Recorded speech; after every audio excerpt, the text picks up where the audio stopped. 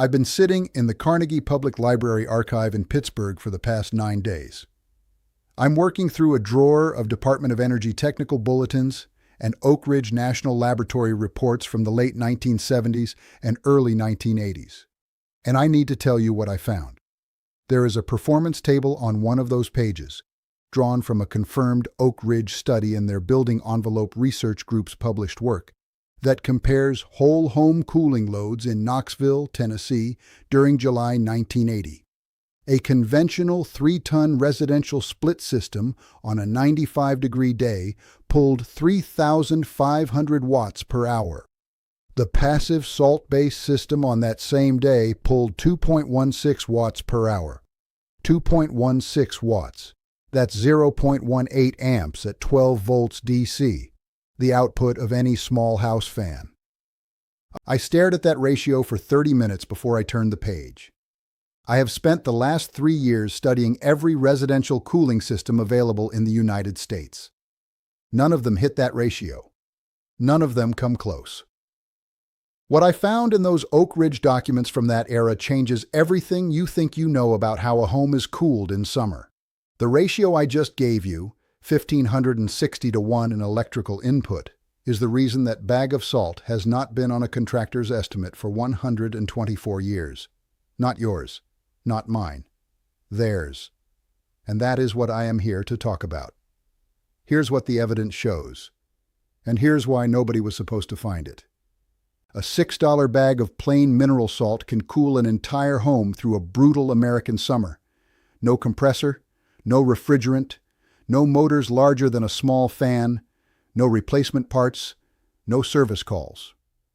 On a 98-degree day in Texas in August, indoor temperatures stay pinned between 71 and 73 degrees. The only power source is the temperature difference between night air and day air, something the Earth has been producing for free since before humans built their first city. And yes, this works even if your house was built in 1958. It works even if you live in Phoenix.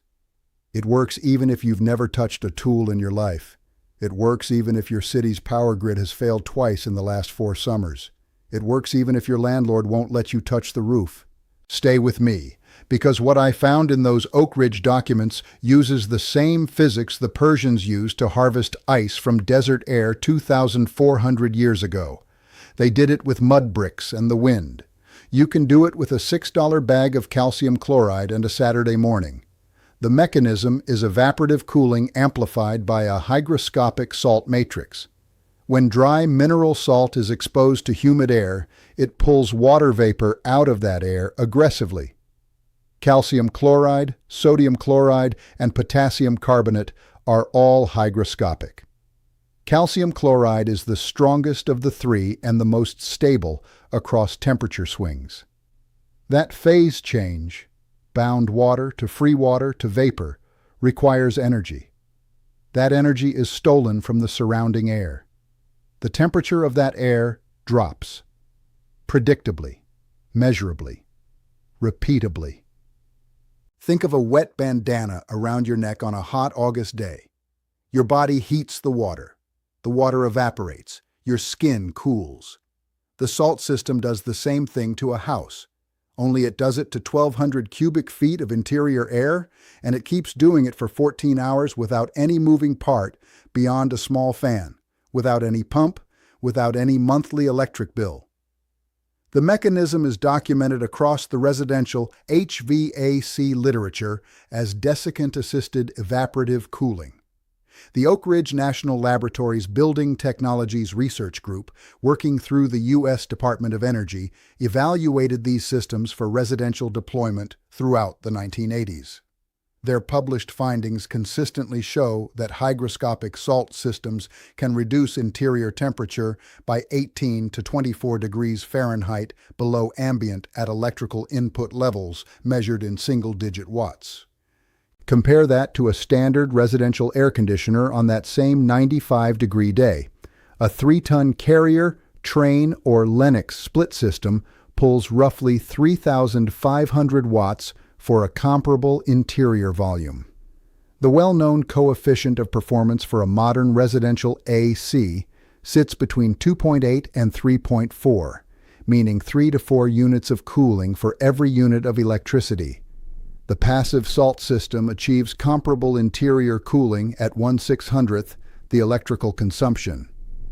That ratio, electrical input reduction of roughly 1500 to 1, represents the difference between a 14 kilowatt-hour day and a 0.054 kilowatt-hour day. Multiply that across the 48 contiguous United States. Multiply that across every June, July, August, and September since 1949. That gap represents roughly $20 billion a year in air conditioning equipment, service contracts, and refrigerant sales in the United States. And that is why you have never heard of this. I drove to Holmes County, Ohio last August. The county seat, Millersburg, registered 94 degrees at 3 in the afternoon.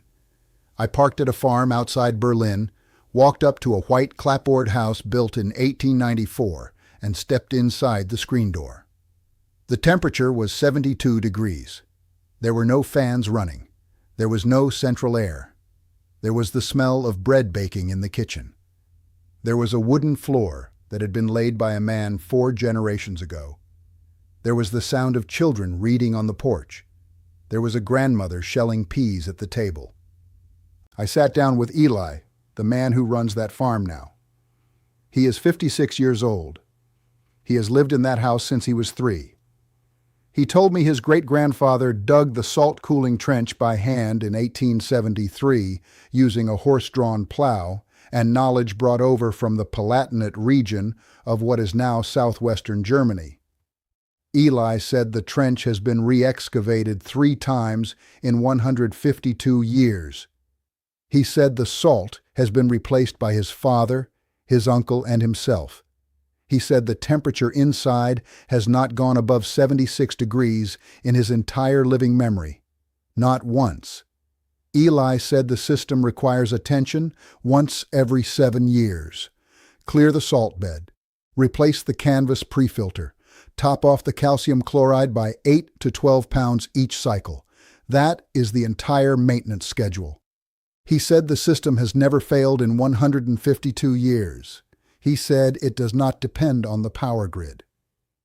The Pennsylvania State University Agricultural Experiment Station published its Bulletin 664 in April 1960, the research series out of the College of Agriculture. The bulletin documented residential temperature differentials between ambient outdoor heat and indoor living space across an entire growing season in central Pennsylvania. Underground evaporative cooling systems of similar design sustained 14 to 18 degree differentials in trials documented by the experiment station. That document is still in the stacks at Penn State.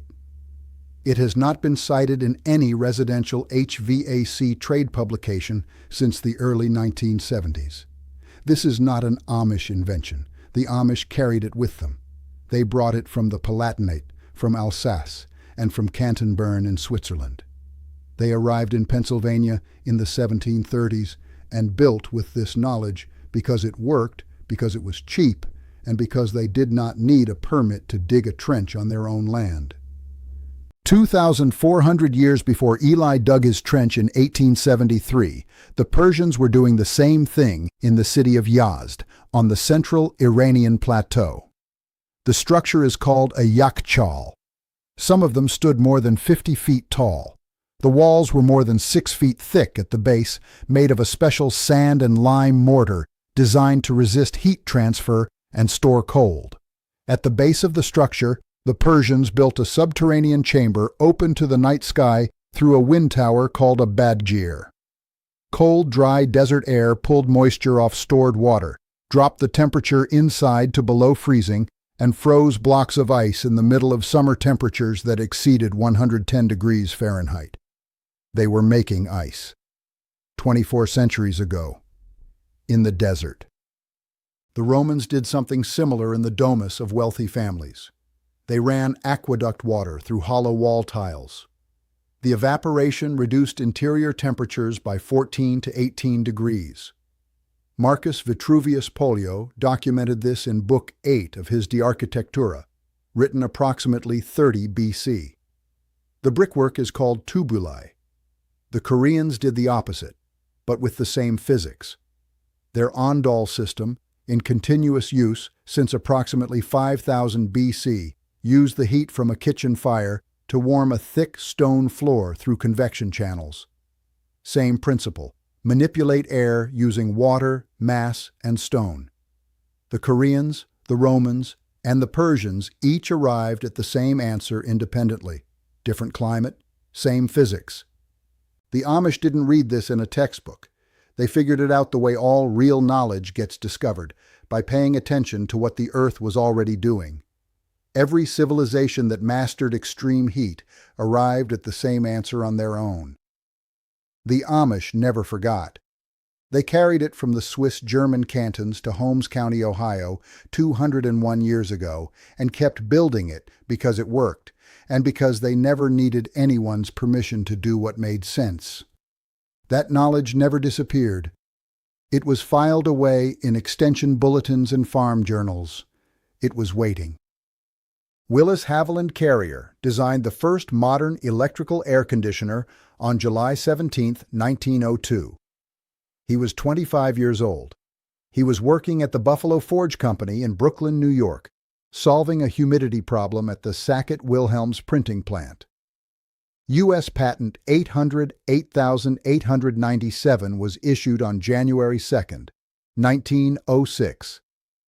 That single invention created an industry that, by the 1960s, dominated every conversation about climate, comfort, and home value. Every patent Carrier filed after 1906 was designed to make the compressor central to residential cooling. The alternative, passive evaporative cooling, threatened to make that entire patent portfolio worth far less. The American Society of Heating and Ventilating Engineers, ASHVE, the trade body that would become ASHRAE in 1954, published residential cooling guidance throughout the 1930s and 1940s. Their published guides treated evaporative cooling as a commercial-only solution. The trade guidance was unambiguous. Passive systems were inappropriate for modern residential construction. That framing was repeated in code commentary for the next several decades. It is still echoed in trade literature today.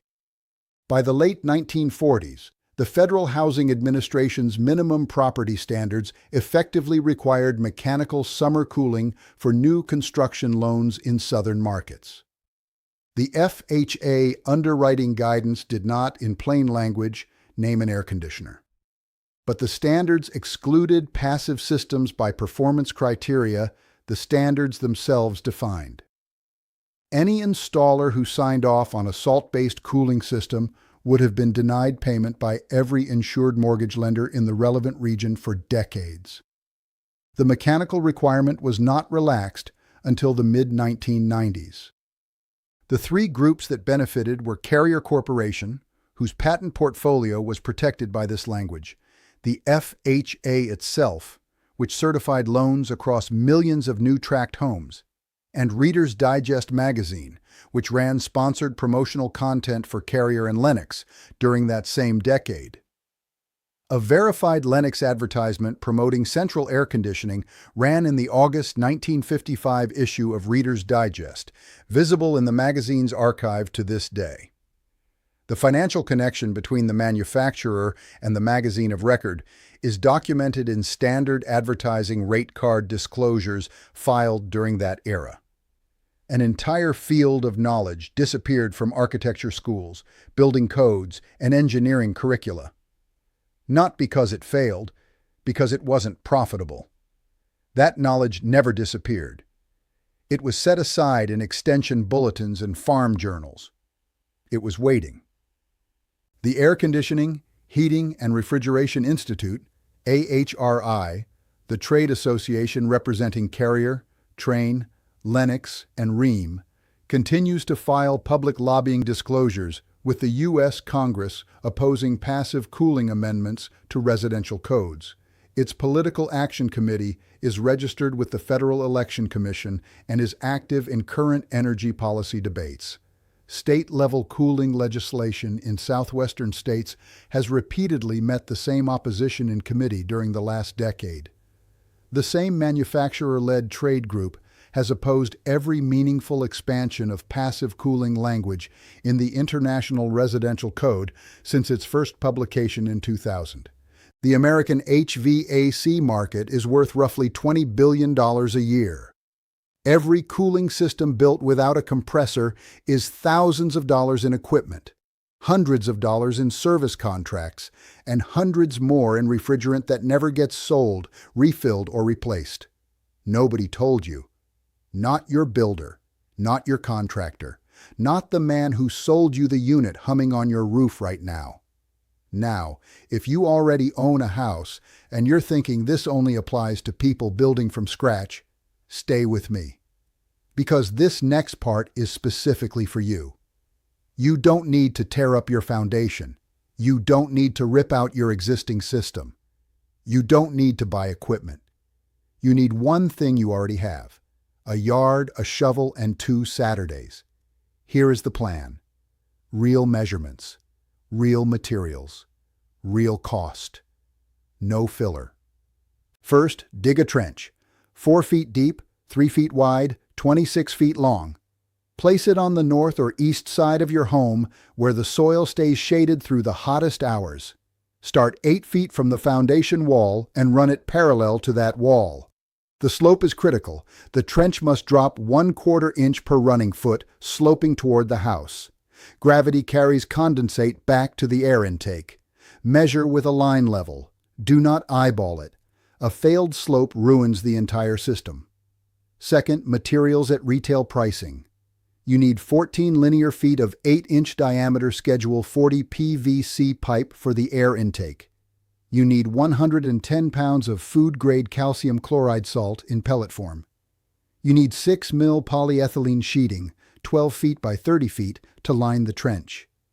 You need 1 12-inch by 12-inch muslin cotton pre-filter. You need 1 4-foot by 50-foot roll of low emissivity radiant foil, dead soft aluminum grade, for the intake termination. Total retail cost, $36 to $48. The salt is $6 of that. The PVC is $19. The polyethylene is $11. The muslin and the foil fit in the remaining $12. Third, assembly. Line the trench with the polyethylene sheeting, leaving 12 inches of overhang on each side. Lay the PVC pipe on the bottom of the lined trench. Perforate the underside of the pipe with 43/8-inch holes, evenly spaced. Connect the air intake end of the pipe to a sealed plenum box at the house end of the trench. Mount the muslin filter on the plenum input.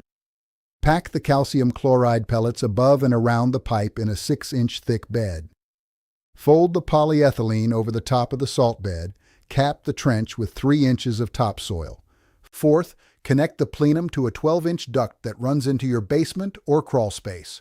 Optional, a 12-volt DC muffin fan, 0.18 amps, to pull air on the hottest days.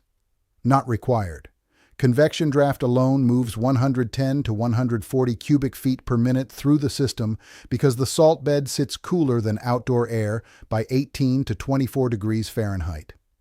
The calcium chloride salt bed is not optional.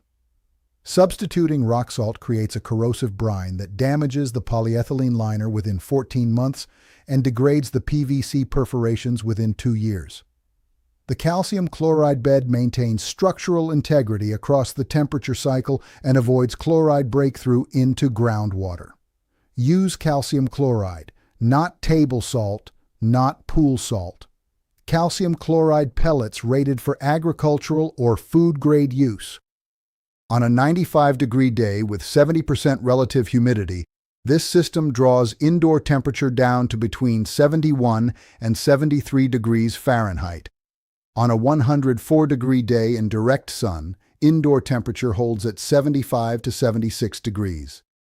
It never falls below 65, even when outdoor night air drops into the low 50s. If your house is too cold on a cool evening, close the intake damper. That is the entire climate control interface. The salt bed requires attention every 7 years. Replace it. Reline the trench every 15 years. Clean the muslin filter once a year in May in 15 minutes with a garden hose and a soft brush. No specialized tools, no service contract, no replacement refrigerant cylinders stamped with serial numbers. Your central air conditioner costs $5,400 to $7,200 to install, $46 to $84 per month to run.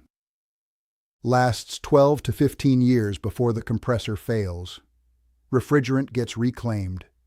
Copper coils get scrapped. The metal box ends up at the county landfill. This costs $36 to $48 total. It lasts 30 to 40 years. Your choice.